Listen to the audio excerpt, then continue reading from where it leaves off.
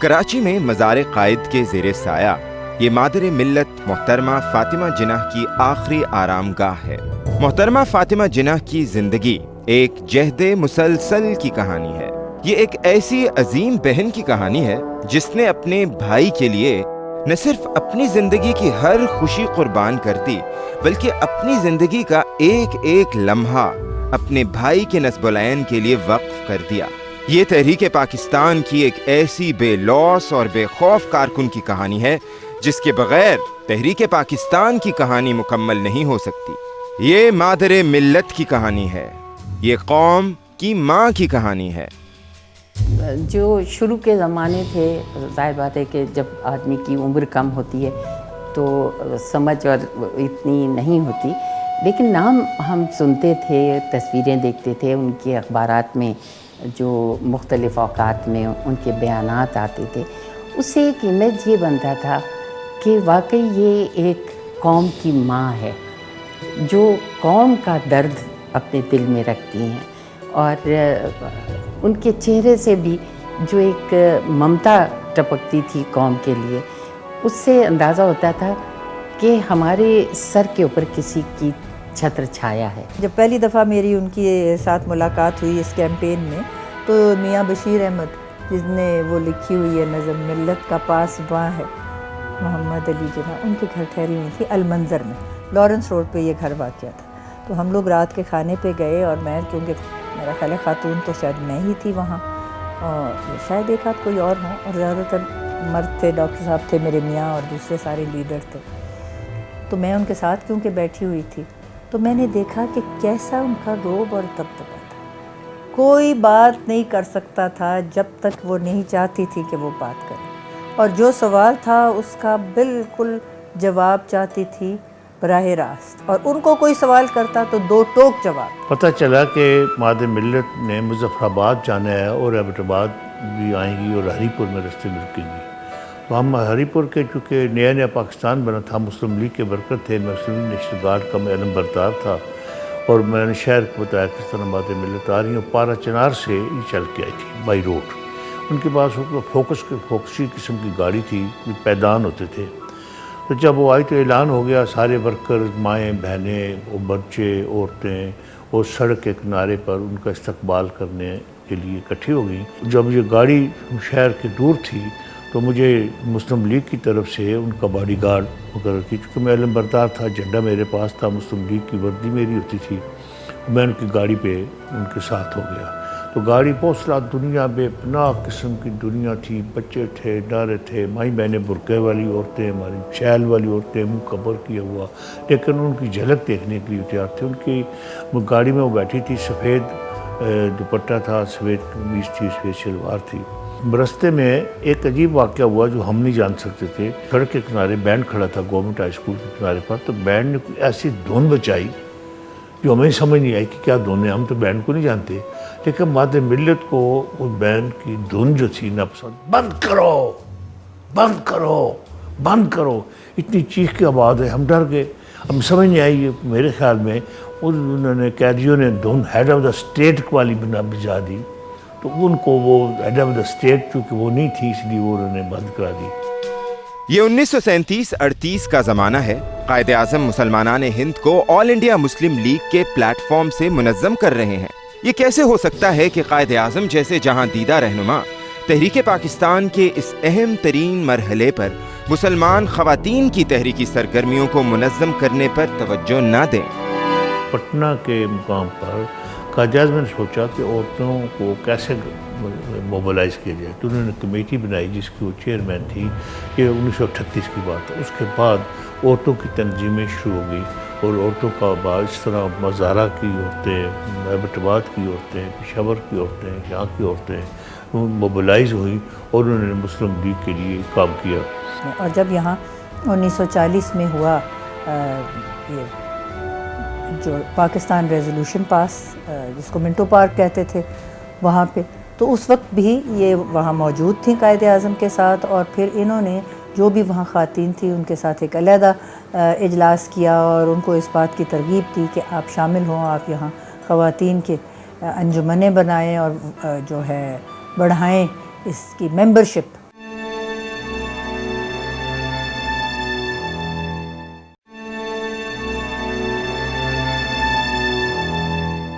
قائد اعظم کی اہلیہ جوان عمری ہی میں ان کا ساتھ چھوڑ کر اگلے جہان سدھار جاتی ہیں۔ قائد اعظم کے لیے یہ صدمہ ناقابل برداشت ہے۔ اس نازک مرحلے پر محترمہ فاطمہ جناح اپنے غم زدہ بھائی کی دیکھ بھال اس طرح اپنے ذمے لیتی ہیں کہ اپنا میڈیکل پروفیشن تک ترک کر دیتی ہیں۔ یہ قائد اعظم کی اہلیہ کا انتقال ہو گیا تو یہ آگے تو قائد اعظم کے ساتھ رہنے لگیں، کیونکہ قائد اعظم ایک تو مصروف پڑے تھے، ایک ان کو بہت یہ اس سے دھچکا لگا ان کی اہلیہ کے انتقال کا، تو یہ پھر ان کو ذرا ایک تو ڈھارس بندھانے کے لیے، سنبھالا دینے کے لیے، اور دوسرا ان کے امور منصبی جو تھا اس میں ان کی ساتھ ایک قسم کی سہولت پیدا کرنے کے لیے ان کے پاس آئی۔ ایک تو ان کے گھر کا سارا خیال رکھتی تھی، ان کے کھانے پینے کا، ان کی ادویات کا، کیونکہ آپ جانتے ہی ہیں کہ تو وہ علیل ہی تھے ان زمانوں میں بھی جب تحریک پاکستان جاری تھی، اور پھر قیام پاکستان کے بعد تو بہت زیادہ ان کی طبیعت خراب ہو گئی، اور یہ مادر ملت ہی تھیں جنہوں نے ان کی ہر چیز کا خیال رکھا۔ میں بڑی معذرت سے کہتی ہوں کہ ہماری قوم میں بڑے عجیب لوگ ہیں۔ بعض لوگ کہتے تھے جب ہم نے مادر ملت کا سال یہاں نظریہ پاکستان اور پھر پاکستان میں بھی 2003 میں گورنمنٹ کے لیول کے اوپر منایا، تو لوگ کہتے تھے وہ تو ایک نرس تھیں، قائد اعظم کی دیکھ بھال کرتی تھیں، ان کا کیا رول تھا؟ یہ بڑے افسوسناک بات ہے۔ مادر ملت کا رول صرف اتنا نہیں تھا۔ مادر ملت وہ واحد خاتون تھیں، یا واحد مطلب انسانوں میں تھیں ڈاکٹر کے بعد، کہ جو جانتی تھی کہ قائد اعظم کی زندگی بہت تھوڑی ہے۔ اس زمانے میں ٹی بی کا مرض سمجھا جاتا تھا کہ یہ موت کو ہی کی طرف لے جا رہا۔ اس کے باوجود انہوں نے قائد اعظم کی دیکھ بھال ایک ماں، ایک بہن کی طرح کی۔ برصغیر کے بعض علاقے ایسے ہیں جہاں عورتوں کو تحریک پاکستان کے لیے آمادہ کرنا کسی چیلنج سے کم نہیں۔ محترمہ فاطمہ جناح مگر یہ چیلنج بھی قبول کرتی ہیں۔ خیبر پختونخوا کے جیسے علاقے میں جہاں کوئی خواتین کے باہر نکلنے کی روایت ہی نہیں، وہاں ریفرینڈم سے پاکستان کے حق میں ووٹ ڈالا تھا، اور وہاں کی خواتین مادر ملت کی ترغیب سے باہر نکلیں، گھر گھر جا کے انہوں نے مردوں کو نکالا کہ آپ ریفرینڈم میں ووٹ دیں پاکستان کے حق میں۔ تو آپ سمجھیں خیبر پختونخوا کی شمولیت پاکستان میں یہ بہت بڑا ایک اہم کردار ہے جو خواتین نے ادا کیا۔ جو صوبہ پاکستان میں شامل بھی نہیں ہو رہا تھا، جیسے یو پی تھا، سی پی تھا، بنگال کا وہ حصہ جو شامل نہیں ہو رہا تھا، پنجاب کا وہ حصہ، اور اس وقت صوبے سرحد میں بھی برقع پوش خواتین نے جلوس نکالے، جلسے کیے، اور اتنا کام کیا کہ میں سمجھتی ہوں کہ اگر مادر ملت نہ ہوتی اور وہ عورتوں کو اس طرح نہ لے کر آگے چلتی تو شاید پاکستان 7 سالوں میں بننا اتنا آسان نہیں تھا۔ تحریک پاکستان میں محترمہ فاطمہ جناح کا کردار خاموش کردار ہے۔ قیام پاکستان کے بعد شروع زمانے میں بھی وہ خاموش ہی نظر آتی ہیں، لیکن خاموشی کا یہ قفل ٹوٹ جاتا ہے جب وہ دیکھتی ہیں کہ پاکستان اس راستے سے بتدریج ہٹ رہا ہے جس پر اسے قائد اعظم نے گامزن کیا تھا۔ محترمہ فاطمہ جناح کا جنرل ایوب خان کے خلاف اپوزیشن کا متفقہ امیدوار بننا ایک سیاسی معجزے سے کم نہیں۔ کوئی ایسا ان کو چاہیے تھا شخص جس کے بارے میں کسی قسم کی کنٹروورسی نہ ہو، تو ان نے سب طرف چھان بین کر کے فیصلہ یہ کیا کہ مادر ملت کیونکہ وہ قائد اعظم کی ہمشیرہ ہیں اور وہ تحریک پاکستان میں بھی شامل تھی اور بالکل غیر متنازع ان کی شخصیت ہے، تو ان کو جا کے درخواست کی کہ آپ قیادت کریں، تو وہ اس بات پہ راضی ہو گئی۔ بلکہ مجھے یاد ہے ان دنوں کا ایک جالب کا ہی تھا شعر، بچوں پہ چلی گولی ماں دیکھ کے یہ بولی، میں دیکھتی رہ جاؤں یہ مجھ سے نہ نہیں ہوگا، میدان پہ اتر آئی ایک برق سی تھرائی۔ ایوب خان کے حوالے سے لوگوں میں خوف تھا، ایک ڈر تھا کہ کسی پولیٹیکل پارٹی کے لیڈر ان کے سامنے صدارت کا انتخاب لڑنے کو تیار نہیں تھے، اور متفقہ طور پر سب کی سمجھ میں یہ آیا کہ مادر ملت کی جو سوچ اور سمجھ ہے وہ قائد اعظم کی ہی سوچ ہے۔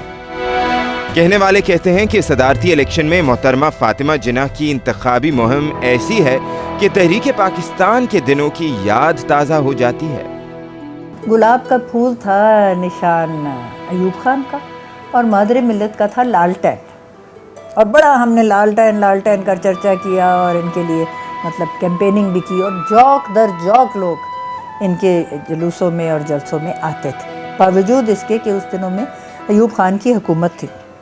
इत्तेफाक से उसी दिन मेरी गाड़ी में सिबी जानी थी, तो मैं लाहौर से सखर तक उस गाड़ी इलेक्शन कैंपेन में, तो अल्लाह अल्लाह अल्लाह, वो इलेक्शन कैंपेन ऐसी जो गाड़ी तो कि हर स्टेशन पे रुक जाती, लोग खम्भों पे चढ़ गए, गाड़ी के इंजन पे चढ़ गए, डब्बों के ऊपर चढ़ गए, इधर प्लेटफार्म पे चढ़ गए, इधर प्लेटफार्म पे चढ़ गए, कोई रुकने चलने की गाड़ी, बल्कि कई दफ़ा इंजन वालों ने वो डब्बे अलग करने पड़े। ये सिर्फ इंतखाबी मुहिम की बात नहीं, आम तासुर भी यही है कि मोहतरमा फातिमा जिन्ना सदारती इलेक्शन बआसानी जीत जाएंगी। ईस्ट पाकिस्तान जो बांग्लादेश अब बन चुका है, वहाँ मैसिव लोग जो थे वो मादरे मिल्लत के साथ थे। पंजाब और यहाँ के सूबों के भी लोग बहुत हद तक उनके साथ थे, लेकिन वो जो हमारे यहाँ बिक जाने का एक अफसोसनाक पहलू है, उसने मतलब कुछ जाली काम हुआ और कुछ ख़रीदारी का हुआ, वो जहन में किसी के उस वक्त नहीं। अयूब खान ने बेसिक डेमोक्रेसी का सहारा लिया। अब बेसिक डेमोक्रेसी ये थी कि 40,000 अफराद जो थे वो एक नुमाइंदा जो थे उसको वो करते थे इलेक्ट। अगर ये एडल्ट फ्रेंचाइज जिसको कहते हैं कि हर एक के पास वोट का हक हो, उस हिसाब से होता तो कोई सवाल ही नहीं था कि अयूब खान जो था वो कामयाब होता, उसने तो हारना ही हारना था।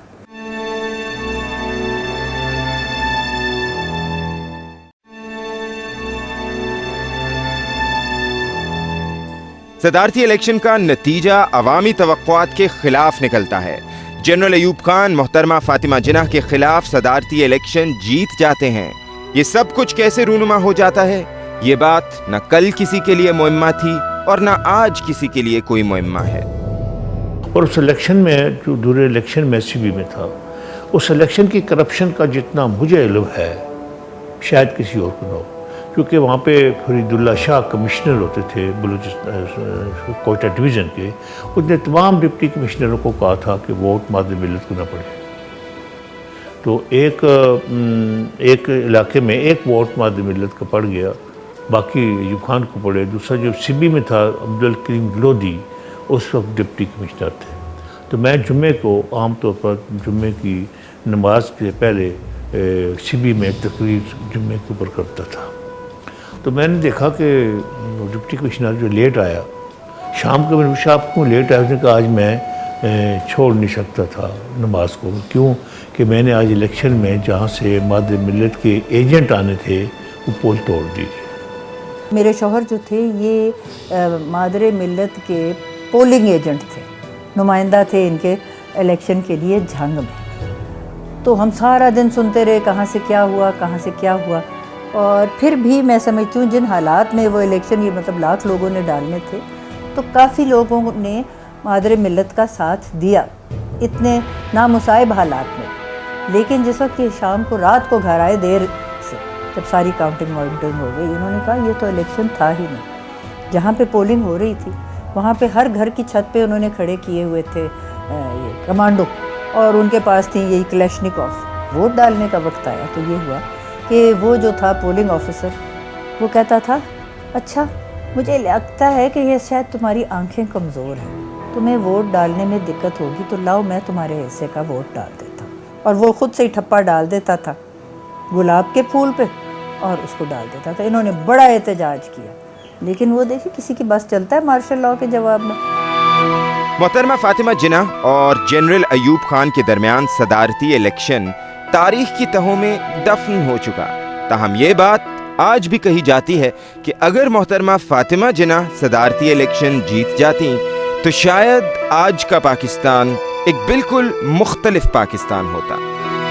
यकीनन बुनियादी हकूक़ लोगों को मिलते, आइन साजी होती किसी मुस्बत अंदाज में। अयूब खान ने तो अपनी मर्ज़ी का आइन बनाया, और अगर मादरे मिल्लत होती, पढ़ी लिखी थी, आफ्टर ऑल डॉक्टर थी, तो उनकी इल्मियत भी काफ़ी थी और उनको मतलब कायदे आज़म के सोबत का भी इतने साल ان کو اس کا استفادہ ہوا تو یقیناً حالات بہتر ہوتے. آج اگر ہم پیچھے کی طرف دیکھتے ہیں اور سوچتے ہیں تو ہماری یہ سوچ ہمیں بتاتی ہے کہ اگر مادر ملت آ جاتی تو ہم پھر اس لائن پر چل پڑتے جو مقصد تھا پاکستان کے بنانے کا. ایوب خان کی میں سمجھتا ہوں کہ سب سے بدبختی یہ تھی کہ اس نے ماں کا مقابلہ کیا، اور اگر عقل مند ہوتا یا ان کے ساتھ ہوتے، جب مادر ملت کھڑی ہوتی تو جا کے سلوٹ مارتا، یہ آپ کے بھائی کا پاکستان ہے، یہ لوگ، میں نہیں کھڑا ہوتا تو میرے خیال میں آج حالات مختلف ہوتے. جنرل ایوب خان کے خلاف اپوزیشن کی تحریک کامیابی کے آخری مرحلے میں تھی جب محترمہ فاطمہ جناح نے داعیے اجل کو لبیک کہا. محترمہ فاطمہ جناح کی موت سے متعلق سیاسی اور غیر سیاسی حلقوں میں متعدد سازشی کہانیاں گردش کرتی رہی ہیں، تاہم بہت ہی کم لوگ ان پر یقین کرتے پائے جاتے ہیں. دیکھیے ان کی عمر بھی میرا خیال ہے 80 سے تو زیادہ تھی، تو امکان تو یہی ہے کہ ان کی طبعی موت واقع ہوئی، لیکن یہ بات علیحدہ ہے کہ وہ گھر کے اندر تھیں، اکیلی تھیں، دروازے کو اندر سے چٹخنی لگا کے رکھتی تھیں، ملازم کو باہر چابی صبح دیتی تھیں تو وہ اندر آتا تھا ان کو ناشتہ دینے کے لیے. تو امکان تو یہی ہے کہ طبعی موت تھی، اور میں نہیں سمجھتی کہ اس میں کسی کا کوئی فائدہ تھا. محترمہ فاطمہ جناح کو قوم نے مادر ملت یعنی ملت پاکستان کی ماں کا خطاب دیا. یہ وہ خطاب ہے کہ دنیا میں کسی عورت کے لیے اس سے بڑھ کر کوئی خطاب نہیں. مادر ملت کی شخصیت جہاں ہر پاکستانی عورت کے لیے ایک رول ماڈل ہے، وہاں یہ ہر پاکستانی عورت کے لیے ایک پیغام بھی لیے ہوئے ہے. آج میں اپنی بہنوں سے یہ کہنا چاہتی ہوں کہ مادر ملت اور قائد اعظم کی سوچ یہ بھی تھی کہ پاکستان کے بنانے میں جتنا عورتوں کا رول تھا، پاکستان کو آگے لے جانے میں بھی عورتوں کا اتنا ہی رول ہونا چاہیے. علامہ نے تو شاہین کی جو خصلتیں بتائی تھی، اس میں ایک خصلت تو یہ بتائی تھی کہ وہ ان دنیاوی چیزوں سے بے نیاز ہے. یعنی تو بندہ فاقے مرے لیکن اتنا ہی کرے جتنا اس کی ضرورت کے مطابق ہو، اور یہی قرآن ہمیں دیتا ہے اس ترغیب، اور یہی قائد اعظم بھی چاہتے تھے، اور یہ بھی مادر ملت چاہتے تھے. قائد اعظم کے بتائے اصولوں کو مسئلہ راہ بنا کر اور ان کے نقش قدم پر چل کر آگے بڑھو.